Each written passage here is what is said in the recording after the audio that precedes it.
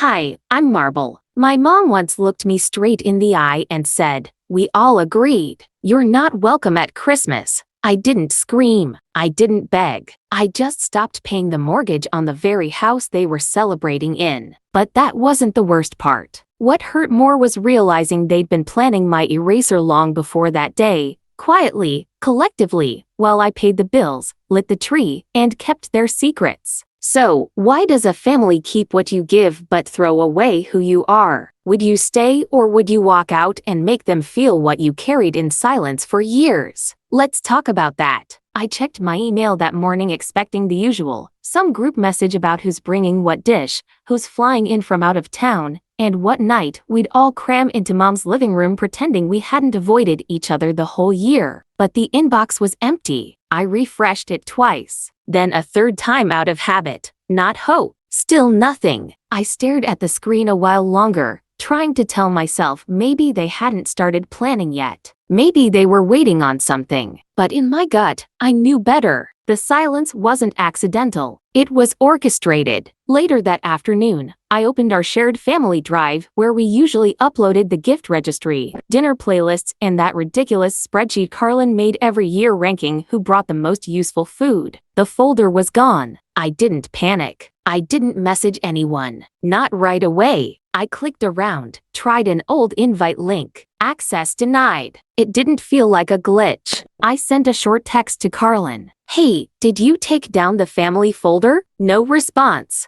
38 minutes later, a message came in from Mom. "I figured you'd be busy this year. Don't stress about Christmas. No, how are you? No, we missed you last year." Just a line meant to sound caring. And yet, it felt like a lock clicking shut behind me. I didn't reply, but I took a screenshot. That night, I lay in bed longer than usual, phone face down on the nightstand. The quiet was heavier than normal. I wasn't crying. I don't cry over things that predictable anymore. But I felt something inside me rearrange. I'd seen this playbook before. Last year, I showed up late after a client meeting ran long. I walked in with arms full of gifts, some still warm cookies I'd baked at AM, and not a single person looked up. The table was packed, every chair full. I ended up at the kitchen counter with a paper plate and no napkin. "Look who finally decided to show," someone mumbled. I didn't even catch who. Doesn't matter. They all laughed. Back then, I told myself it wasn't intentional. People get stressed. Holiday plans shift. Maybe they just forgot I didn't eat pork or that I always brought the deviled eggs no one ever acknowledged, but everyone finished. But now it felt deliberate, like a group decision had been made about me somewhere behind closed doors. Some digital vote I wasn't invited to join. I opened my laptop and pulled up my budgeting spreadsheet. I stared at the December mortgage line 1,368 1 to 20 times recurring auto payment. The same line had been there every month for the last 3 years. Quiet, predictable, paid. They lived in that house. They cooked in that kitchen, celebrated birthdays, anniversaries, even baby showers in the sunroom I refinished. And not one of them thought I might want to sit at the table again this year. I closed the file, didn't delete anything, just shut the screen and sat there. Still no yelling, no rage. But inside me, something was shifting. I thought about the word family, what it used to mean,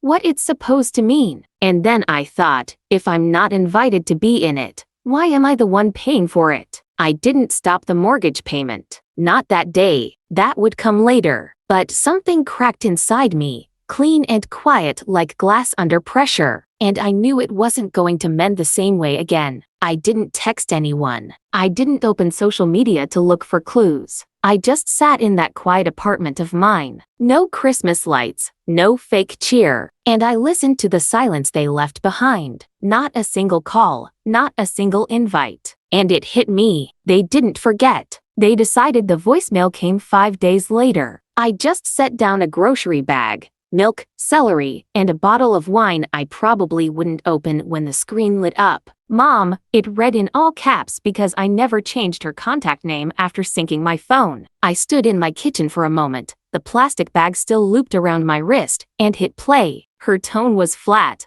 a little too polite, like she was reading a line someone told her to memorize. The family talked and we just think it might be easier if you don't come this year. It's nothing personal. We all agreed. You know how things get. We all agreed. Not I feel not it's hard for me. No hesitation. No sorrow. Just a sentence that sounded like a verdict, not a conversation. I didn't drop the groceries. I didn't curse. I just set the bag down slowly, took off my coat, and replayed it twice. Then I hit save. Later that night, I opened our old group text, me, Carlin, and 2 cousins, only to find the name had changed, the real ones. Cute, subtle. My name wasn't listed in the members anymore. Just like that, I clicked on another thread, the one from last year labeled Holiday Hysteria, but it was gone. Not deleted, archived, moved somewhere I couldn't reach. I scrolled through my inbox and noticed the same pattern. No calendar invites, no email threads, no old reminders,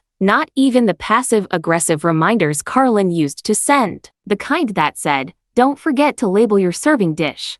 Unlike last year, it was like I'd been scrubbed clean from their December. And this time, there wasn't even the pretense of forgetting. They had removed me carefully, cleanly, like dusting off an old picture frame before putting someone else's photo inside. It was about PM when I finally cracked open a bottle of red and sat down in the silence. I was halfway through checking work emails when I saw a comment under one of my cousin Kayla's posts. So glad everyone could be there for the vote. Hard but necessary vote. I clicked the post open. It was a group selfie. 12 smiling faces, mostly familiar, all seated around Mom's dining table. The caption read, "Doing what's best for the whole family isn't always easy, but it's worth it." My stomach didn't sink. It stiffened like bracing for impact. I zoomed in. Carlin was holding up a wine glass. Uncle Todd was laughing. Mom sat at the end of the table, her hand on Kayla's shoulder like she'd just passed down the crown. There was no empty seat for me, no place card, no space held. They had a meeting without me and made a decision about me. They didn't think I'd find out. Or maybe they just didn't care if I did. I closed the post, muted the group,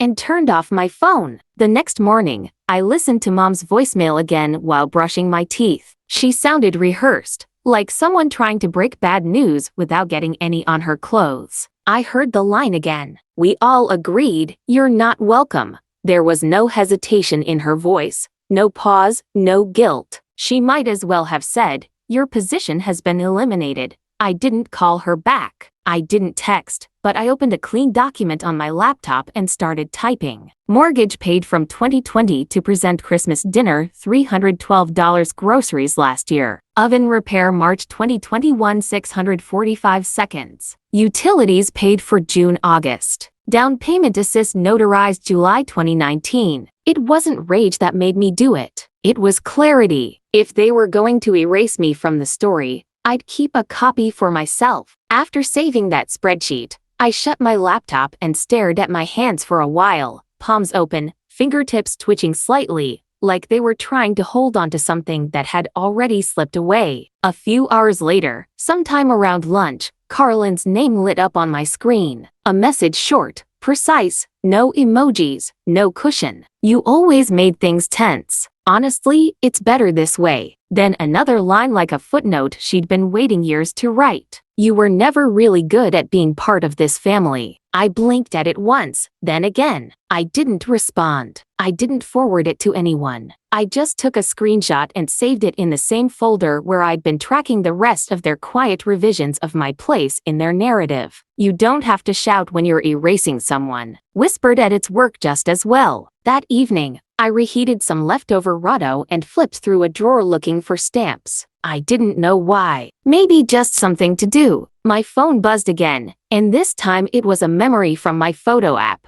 3 years ago, a picture of the Christmas gifts I'd shipped overnight from my apartment in Raleigh to Mom's house in Asheville. I'd stayed late at work to afford those presents. A bracelet Carlin had casually admired back in May. A scarf I'd found online in just the shade Mom used to wear in her old teaching photos. But in the photos posted from that Christmas morning, ones I saw only later through someone else's public album, the tags had been changed. "From all of us," Carlin said proudly in one of the captions. Everyone was gathered around clapping. I wasn't there. I wasn't mentioned. I was just folded into the collective, repackaged and sold as a group effort. Not one person corrected her, not even Mom. That moment had lodged in the back of my mind like a piece of glass in soft flesh, sharp but ignorable. Until now, I set my phone face down on the table and stood up, suddenly restless. I walked to the window, peered out over the dim outline of the neighborhood below. Across the street, a couple had just finished putting up their Christmas lights, white and gold. Classic, the kind Mom used to love. I hadn't bought a tree. I hadn't even bothered with a wreath this year. That same evening, maybe out of masochism, or maybe because I was tired of being surprised by what didn't shock me anymore, I pulled up Facebook and tapped into my mother's page. The first post that greeted me was a picture of her dining room, 12 chairs, candles flickering, a turkey in the center, my youngest cousin, Kayla, holding a tray of rolls, smiling like she'd won something. The caption read, "Grateful for everyone who made this family whole again this year." That word whole hit harder than anything Carlin had typed, harder than Mom's voicemail, harder than the silence. I zoomed in on the photo. I recognized the place cards, Carlin's overdone cursive, the glitter pen she'd used for years. There wasn't an empty chair. There wasn't a missing name. I wasn't expected. I wasn't wanted. I shut the app and reached for my calendar. There, still nestled between two meetings, was my tow approval for December 22nd through the 27th. I'd requested it back in October. I'd even booked the flight weeks ago just in case. I canceled the request. Then the flight. It was non-refundable, but I didn't care. The thought of sitting in an airport wondering if anyone would pick me up on the other end made my stomach twist. This wasn't a protest. This was a decision. They wanted a Christmas without me, so they'd get it. The next day, I made myself a full breakfast. Eggs, sourdough toast, even orange slices, and opened my banking app while sipping coffee. The mortgage payment was scheduled to hit in 3 days. I stared at the number, not because I couldn't afford it, but because I finally asked myself the one question I'd never let fully land. Why was I still paying for a life I wasn't allowed to be in? It's funny the way exclusion works. It starts with subtle things. Forgotten texts, rearranged plans, missed birthdays you pretend weren't deliberate. But eventually, it grows roots. And one morning you realize it's not just that they don't see you. They never did. I didn't move for a while after that question settled in me. Why was I still paying for a life I wasn't even invited to be part of? The thought didn't leave when I showered or when I walked to the corner store later for a new box of tea I didn't need. It sat with me steady and quiet like an answer already decided before I asked the question. That night, I didn't open Netflix or scroll through my phone. Instead, I pulled up my banking dashboard. There it was, scheduled like always, $13,682 set to leave my account 3 days from now. I clicked into the history tab. One by one, I scrolled backward. Payment after payment, month after month,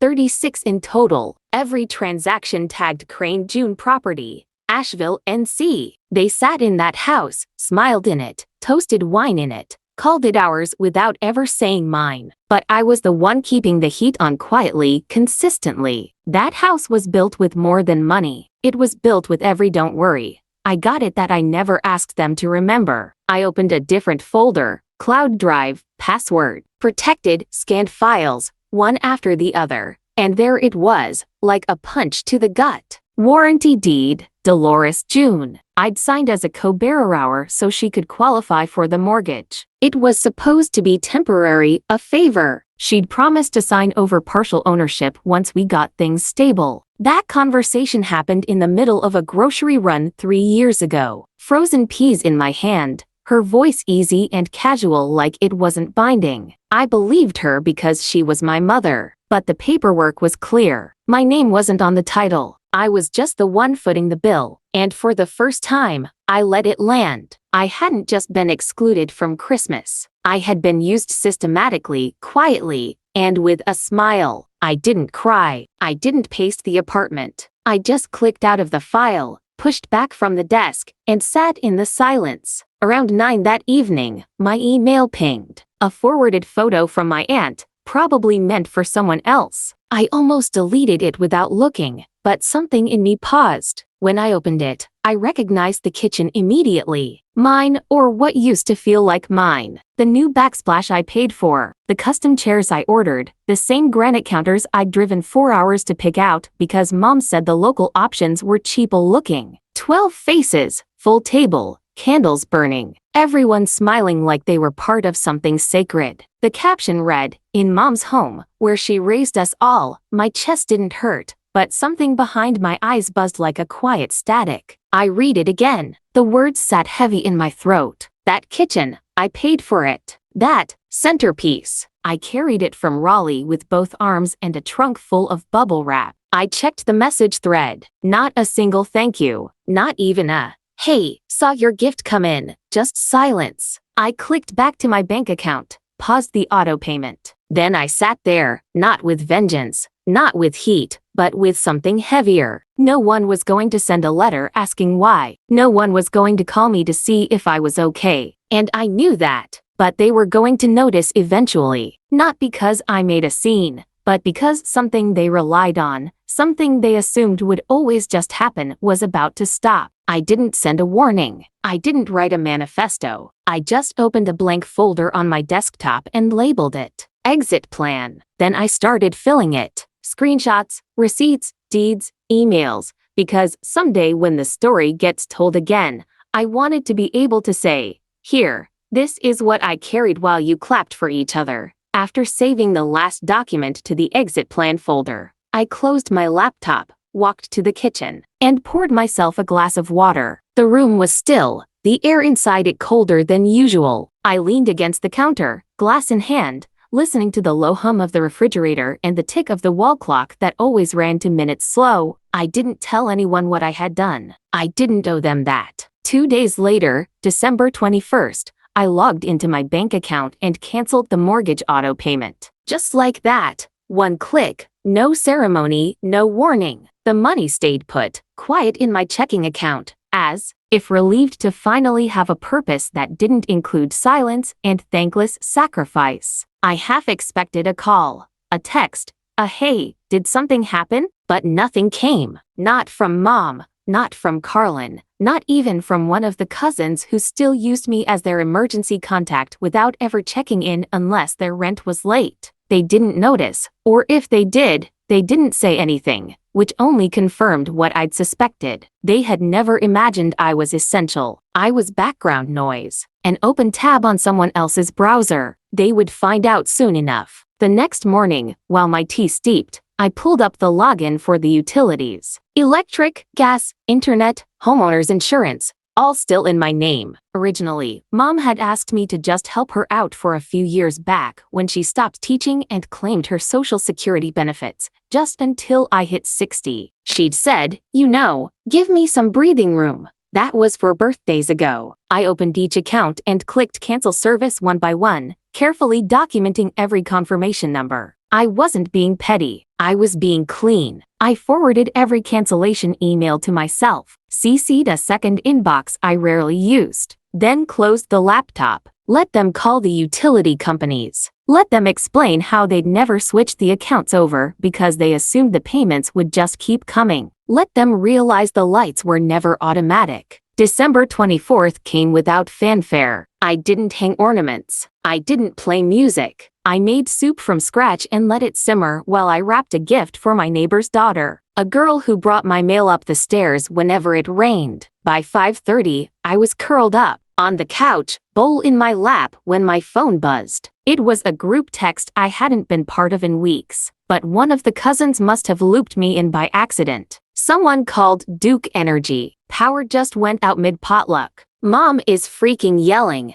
Everything's black. I stared at the message. Then, like muscle memory, I opened my email and searched account closed. There it was. December 20th. Confirmation that service to the Asheville property would end at p.m. Christmas Eve. 6:14 p.m. and they were already in darkness. I didn't reply. I didn't smile. I just leaned back, the bowl of soup still warm in my lap, and whispered to no one. They thought comfort was free. An hour later, another message came through. Maribel, did you do this? I let the phone go dark in my hand. Because the answer didn't need to be spoken, they knew. The second that house blinked out like a burned-out bulb, they knew. Carlin must have screamed. Dolores probably called customer service, flustered, trying to fake polite outrage. What do you mean the account's inactive? Well, ma'am, you're not listed as the primary or secondary holder. And it would dawn on her like the lights weren't going to. I imagined them lighting candles, scrambling for flashlights while guests milled around uncomfortably in the kitchen I paid to remodel. I wondered if Carlin still told people she picked out the backsplash I drove across 2 counties to pick up. Maybe now she'd remember who installed the damn thing. I didn't check social media. I didn't expect an apology. That's not how this family operates. We rewrite the story and pretend we meant well. Instead, I opened my digital planner and typed in the day, December 24th,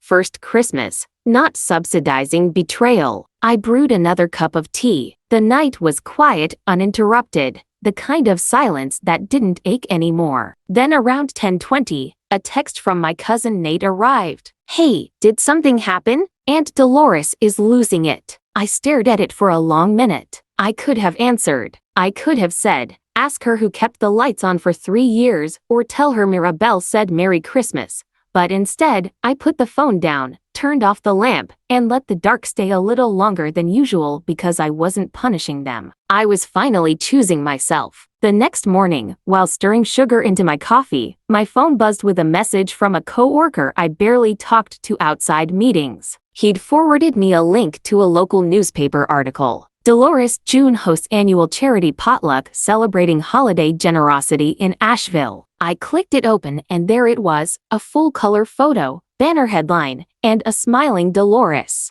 Her arms around Carlin standing in the very house I paid for. My tile floor, my refinished windows, my custom chandelier they once called too modern until it became the perfect photo backdrop. Not one mention of my name. Not even a line saying the house belonged to someone else. The caption beneath the photo read, "Special thanks to the Bishop family for opening their beautiful home to the community." I didn't even realize I was laughing until I heard myself. Not a joyful sound, short, bitter, disbelieving. Dolores had outdone herself. That wasn't just omission. That was theft and pearls and pressed lipstick. The same family who'd locked me out, erased me, and called me difficult, was now accepting public praise for my money, my name, my space. And the worst part, I knew she'd do it. I just hadn't expected to see it printed. That afternoon, I sat on the balcony for a while, letting the cold bite at my fingers. The wind felt more honest than anything that had come from that house in years. Around 4, I got a private message from Tamsin, my youngest cousin, 25. A little awkward,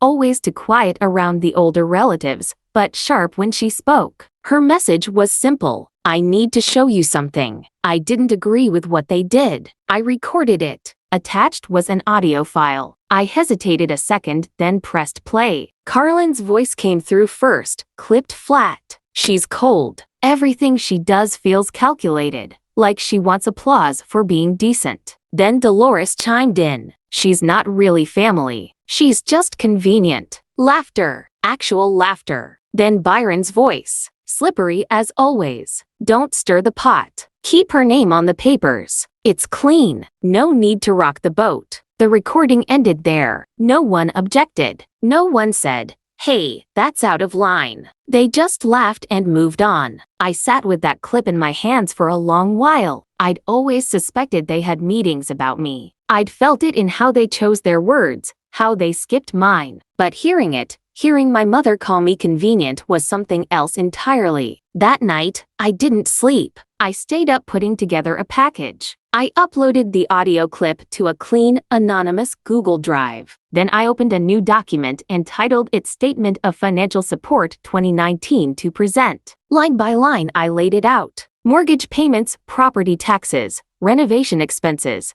utility history, receipts, dates, bank statements, all tied directly to me. Then I addressed it quietly to 3 inboxes. Byron's boss at the bank, the charity board director who printed the potluck article, a local news editor I'd worked with years ago on a fundraiser. No signature. No subject line that said vengeance, just facts. Truth they couldn't edit out. Then I closed the laptop and made chamomile tea with honey as if I hadn't just burned down their favorite illusion. By the following evening, the reactions began to drip in. The charity page updated its website. Dolores's name vanished from the host credits. Tamsin texted, "They're scrambling." Carlin's accusing me of betrayal. Mom's panicking. Byron's been temporarily relieved while they look into it. I sipped my tea and replied simply, "I didn't declare war. I declared independence." An hour later, a new email came in. Subject line, mortgage inquiry. Urgent response requested from the financial branch. Official tone flagged as high priority. I didn't open it right away. Instead, I stood up, walked to my small closet, pulled down the storage box where I kept old greeting cards and photo prints from years ago. Ones with captions like "to the best daughter" and "couldn't have done it without you." I laid them on the table and one by one I tore them in half. Not out of anger, but because they were fiction.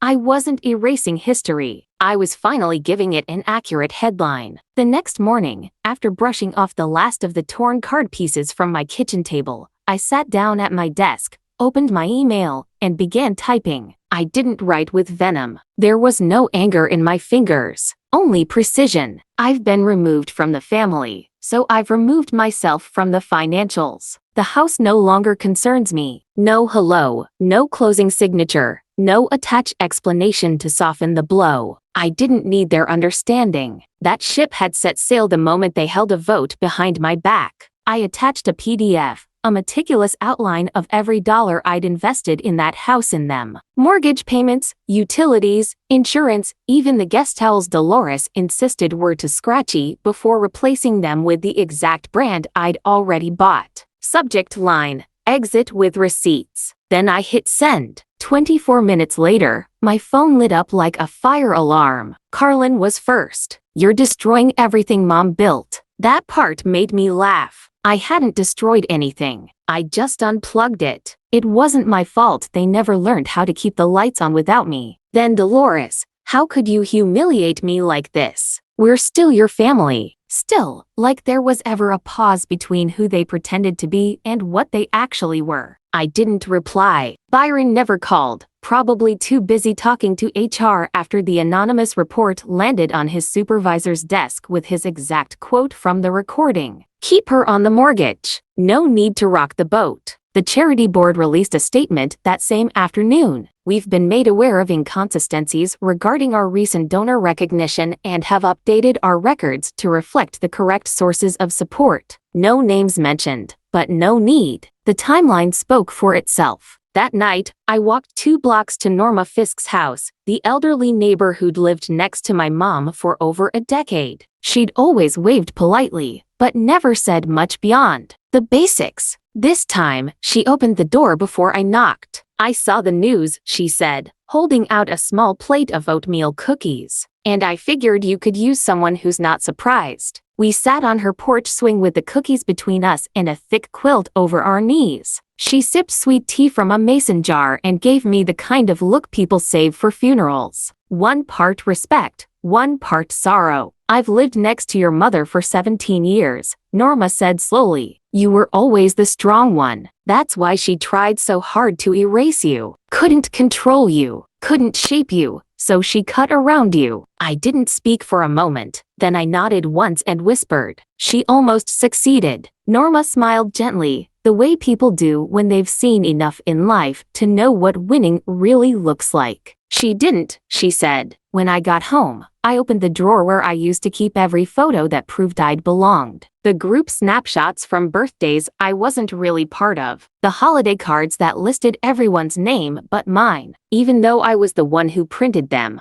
I didn't burn them. I didn't tear them like the greeting cards. I just threw them out straight into the trash. No drama, not because they made me angry, because they didn't matter anymore. Later that evening, I lit a candle in the kitchen, not for atmosphere, but to remind myself that I could make light too, that my space was warm even when theirs had gone cold. Just as I sat down on the couch, phone buzzing against the cushion, I glanced at the screen. "Tamsin, Grandma just asked if you were okay. Should I tell her the truth?" I stared at the message for a while, then typed back. Tell her I'm more than okay. Tell her I'm finally visible. The message delivered. No dots of reply, no follow-up, but I didn't need one because for once I wasn't trying to be heard. I was simply done trying to disappear. I set the phone back on the couch cushion and sat there for a few more minutes, watching the snow drift outside my window. A car passed slowly below, headlights stretching long across the sidewalk, then disappearing. No horns, no music, just the hush of a town settling into Christmas Eve. The next morning, I woke up early without an alarm. No one was expecting me. No plans to chase. No guilt to pretend wasn't sitting just under my skin. I made coffee, pulled on a sweater, and drove into town. The bank wasn't busy. Most people were already off for the holidays. I walked up to the counter with my folder in hand, the one I'd labeled in red marker, mortgage transfer. The woman behind the glass greeted me with a smile too wide for the hour. I need to formally transfer responsibility for a loan I co-signed, I said. She blinked. Would you like to schedule a meeting with one of our loan officers to review? No, I don't need to review anything. Just process the transfer. She hesitated, fingers poised above her keyboard. This means you'll be removing your name and assigning all financial liability to Dolores June,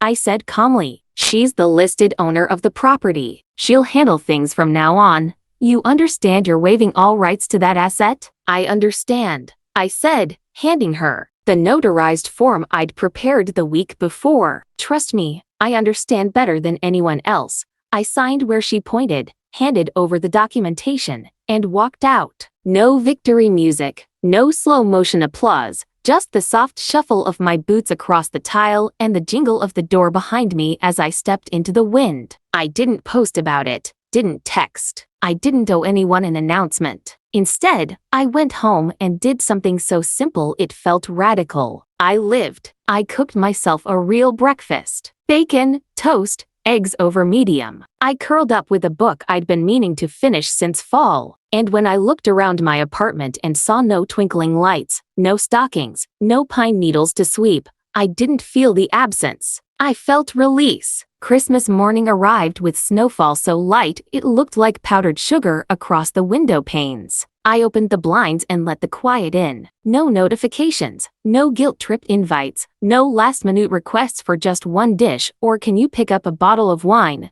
Just the steady hum of my space, my rules, my name on the lease. I brewed coffee slowly, like a ritual, wrapped myself in a blanket that didn't smell like anyone but me. I looked out over the trees beyond the parking lot and whispered aloud this year. No one's disappointed in me because no one's demanding I be someone else. And that was enough. I didn't cry. I didn't feel triumphant. What I felt was quieter than either of those things, like stepping out of a storm and realizing you'd been soaked for years. Around noon, as I was pouring the last of the coffee into my mug, a thought surfaced. They probably didn't think I'd follow through. They probably laughed, called it a bluff, assumed the money would keep flowing. But a week later, back in Asheville, a certified letter landed in the mailbox at the house with the gray shutters I once believed held memories worth protecting. Carlin brought it inside, opened it with a sigh, and read aloud the change of responsibility. Dolores just sat there stone-faced. No rage, no apology. She really did it, Carlin muttered.